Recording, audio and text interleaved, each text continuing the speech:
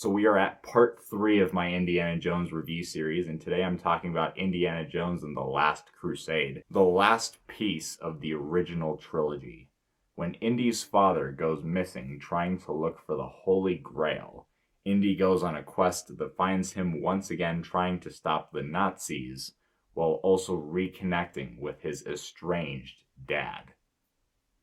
Like I said at the end of my Temple of Doom review, this is one of my personal favorites, as well as the personal favorite of a lot of other people. A lot of people put this up there with Raiders of the Lost Ark. What I will say is that Last Crusade, it actually seems to have the more personal story out of all of these films. One of the greatest things about this movie is that we actually get Indiana Jones' origin story. These other two films, he's a great character, but there's still a sense of mystery as to his backstory. Who is this person? How did he come to be? Was he always Indiana Jones? And we kind of get that in the opening, where he's this kid that even from that young age, he's saving artifacts. And I just love how that opening, it just answers a lot of questions creatively about who he is, like how he's afraid of snakes. How did the whip become one of the things that he carries everywhere with him? And one of the best scenes in the movie is, how did he get the hat?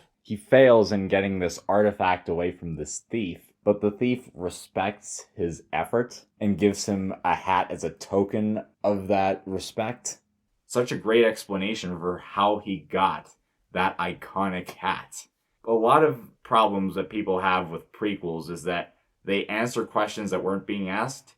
And if I'm being honest, we didn't really ask these questions, but we got great answers. And that's kind of mind-blowing. Again, that's Spielberg magic, jumping over the prequel curse. But this movie is not personal just because we get that origin story.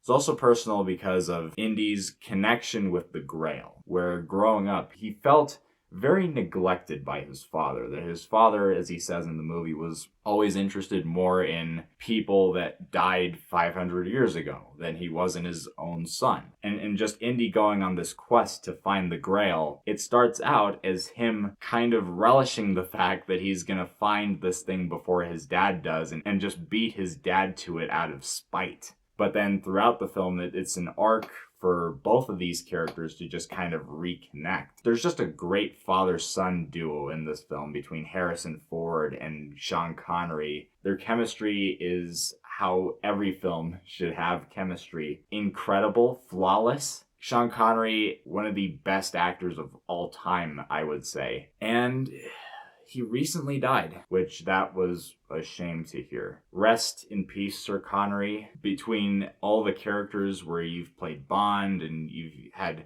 great roles in other films like First Knight and also Indiana Jones, you've had such an influence in films. Just rest in peace, good sir. Man, he is so good in this film. And part of the reason why I love Henry Jones so much in this film is that he's just so useless, but just in a comedic fashion. His character does a lot of dumb things in the movie, but it never gets annoying. And Sean Connery makes it likable. He makes it really funny. There is an important scene for him later with the birds, where just the initial concept of that is like taking out a plane with birds. That's seems like a stupid moment in any movie. It's great, and it furthers that connection of Indy and his father. His dad is actually kind of cool, and he can do stuff, and that his father can be just as adventurous. But then, of course, you gotta talk about the other characters in this film, Marcus and Sala. Sala, like I said in Raiders of the Lost Ark, I love that character. He's so funny. I love his friend dynamic with Indiana Jones, but then when you get to Marcus, he's equally as entertaining, but similar to what I like about Henry, this is also a character that's kind of inept at times, even more than Henry. And when these characters meet, because Sala and Marcus are on their own thing, and then Indy and Henry are somewhere else, but when they meet, that's when the film gets so fun. And the fun just gets amplified, and the film gets really quotable. I would actually say this is the most quotable film of the entire franchise. Henry, the pen. What? But don't you see? The pen is mightier than the sword. I also think this is the funniest film of the franchise. And that also drags into the action where, again, repeating myself here, but I just gotta keep reiterating that these first three films, they just have action and adventure that few other films have come close to matching, let alone topping. And just Spielberg's use of practical stunts and using VFX here and there where needed, but focusing on real things, foreshadowing something that I'm going to talk about in Crystal Skull, unfortunately. And just again, great action set pieces. But whereas in Temple of Doom, where it was a more serious film, and the action happening was more affected by the darkness, the broodiness of that film, here it's amplified by the comedy. But with this film being funny, with it having great action, this film also has a lot of substance, weight to it as well. And I would just say the adventure side of this, the side of this where Indy goes through places avoiding booby traps. This film actually has the strongest use of that, where you get to that third act, which I would honestly say is one of my favorite third acts in any movie. His father's been shot, and he's going into this cave because he needs the cup of Christ to heal his father. So immediately the stakes are already elevated during this scene. It gives kind of a closing to this arc that Indy goes on pretty much all of these films. Both in Raiders and Temple, it's Indy being thrown into scenarios where he finds out that he's not always in control, where there's always a greater power. In Raiders, it's the Ark of the Covenant, or in Temple of Doom, where it's the magic of the stones. But in here, it kind of just hits a peak, where Indy really has to believe. He has to believe that this bridge will catch him. When he jumps off, it's a crescendo of him finally understanding what his father was looking for his entire life. And believing that there is something greater than him. That was just a scene that captured it perfectly. This movie is the movie that really ties everything together, where you get Indy's origin story. You get his backstory with his father, and maybe that's why he feels like he has to prove himself. That's why he goes on so many adventures, that to prove himself to his father that he is important, that he can do stuff.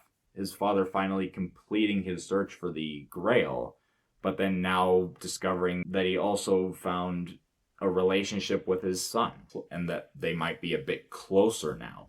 This film ends, the final shot is everyone just riding off into the sunset, which that is such a trope, but it's a trope for a reason. It works really well, and at times it can be a really satisfying way to end a film, and that's the case here. Now, I will talk about some nitpicks that I have with the movie. One of them being the villain, Donovan, and he's really not that interesting. He's not that menacing. He's very bland. But I will say that this other villain, this Nazi character that is more of a physical threat, he makes up for that. And he feels more villainous, and he becomes this main force that Indy has to deal with. And it's kind of the same with Indy and this relationship that he has with this woman, Elsa, which at first it seems like an underdeveloped romance that they're just writing in there because they need a romance, and okay, here, let's do that. But then it transitions into the build-up to this great joke. This joke that shouldn't work as much as it does because it is awkward. The writing, the performances, it's so funny and very quotable. How did you know she was a Nazi? She talks in her sleep. Needless to say, she got to test drive both the older and younger models of this car. I could have easily just ignored talking about those nitpicks, but I felt it was important to bring up because no film is perfect. But at the same time, if a film's just so good that even the stuff you think you're having issues with, that you just don't really care about these minute criticisms, all that to say that this film is right there with Raiders, and it might actually be my favorite of the series. It's a film that if Steven Spielberg never went forward with that fourth film, or we never got Dial of Destiny now, and it was just these three films, I would say that actually this was the perfect conclusion to the Indiana Jones trilogy. All that to say that the only fair grade I can give Indiana Jones and the Last Crusade is an A. This franchise could have been a trilogy, but something else happened, and now I gotta talk about it. Remember, if you like what you're seeing here, make sure to subscribe, hit the bell for notifications. Looking at this original trilogy, not including the other films, but just this original trilogy, what is your ranking, or what is your favorite of the series?